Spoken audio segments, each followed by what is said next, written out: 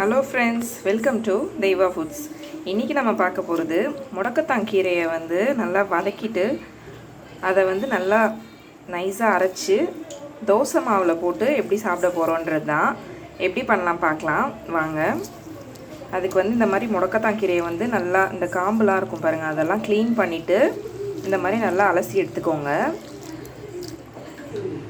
தண்ணியெல்லாம் இந்த மாதிரி வடிகட்டி எடுத்துக்கலாம். ஒரு ஃபில்டரில் போட்டு வச்சுக்கோங்க. இந்த கீரை கூட சேர்ந்து வதக்கிறதுக்கு ஒரு 3 வரமிளகாய், கொஞ்சம் பூண்டு, மிளகு கொஞ்சம், சீரகம் கொஞ்சம் எடுத்திருக்கேன். இதெல்லாம் போட்டு நம்ம வறுத்து எடுத்துக்கலாம்.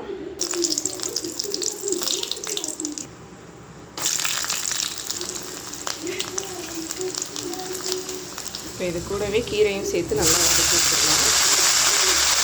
இது நல்லா வதங்கி சுருண்டு வரணும். இதை நல்லா மிக்சியில் போட்டு நம்ம அரைச்சி எடுத்துக்கணும். இந்த மாதிரி பேஸ்ட் நம்ம அரைச்சி ஃப்ரிட்ஜில் வச்சுக்கிட்டு கூட அப்பப்போ தோசையிலையோ இந்த காரக்குழம்பு தாளிக்கிறப்போ அதிலெல்லாம் கலந்து சாப்பிட்டோன்னா இந்த மூட்டு வலி பிரச்சனை, கால் ரொம்ப வலிக்குதுன்னு வாங்க பார்த்தீங்களா, அவங்களாம் இது நிறையா எடுத்துக்கலாம். வயசானவங்க, இந்த கால் வலி இருக்கவங்க, அவங்களுக்குலாம் செஞ்சு கொடுங்க. கண்டிப்பாக கால் வலி சரியாகும். இப்போ பாருங்கள், இது நல்லா வதங்கிடுச்சு. ஸ்டவ் ஆஃப் பண்ணிவிட்டு நல்லா பேஸ்ட்டாக அரைச்சி எடுத்துக்கலாம். இப்போ பாருங்கள், இந்த முடக்கத்தான் கீரை இப்போ பாருங்கள், இந்த முடக்கத்தான் கீரையை நல்லா வதக்கி வச்சுருந்தோம் இல்லையா, சூடு ஆறுனதும் இந்த மாதிரி அரைச்சி எடுத்தாச்சு. இப்போ தோசை மாவில் கலந்து நம்ம தோசை சுட வேண்டியது தான். இப்போது 4 கரண்டி உப்பு சேர்த்த மாவு எடுத்திருக்கேன். இதில் ஒரு 2லேருந்து 3 ஸ்பூன் நம்ம அரைச்சி வச்சுருக்க பேஸ்ட்டு இதில் ஆட் பண்ணி நல்லா மிக்ஸ் பண்ணிக்கலாம். நல்லா மிக்ஸ் பண்ணிக்கோங்க.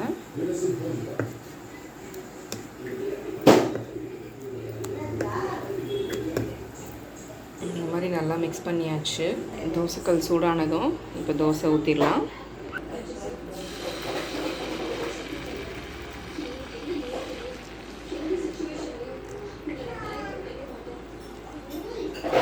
அவ்வளோதான், சூப்பராக ஊற்றியாச்சு. வெந்ததும் திருப்பி போட்டுக்கலாம். அவ்வளோதான், முடக்கத்தான் கீரை தோசை ரெடி. அவ்வளோதான், முடக்கத்தான் கீரை தோசை ரெடி. நீங்களே வீட்டில் ட்ரை பண்ணுங்கள். இதுக்கு ஒயிட் சட்னி, கார சட்னி வச்சு சாப்பிடலாம். தேங்க்யூ.